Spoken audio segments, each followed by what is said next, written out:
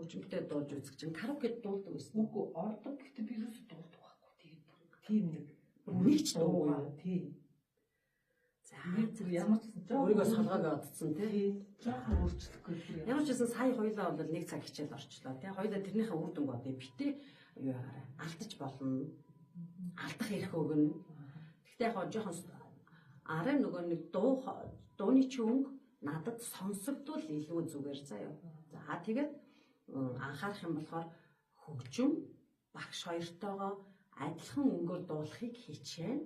За тэгээ болж игэл гоё толонд хараад нөгөө төрөнийхөө хоёлаа хийсэн зүйлсүүдээ илүү гэх юм бол дууны чөнг илүү гоё гэгэн гална гэсэн үг. Бас нүр цараагаа яах вэ бодлоо зогсолтоос авах байлаа. За багш нэхлээд аялал байгаа нэг яагаад тэгэхээр за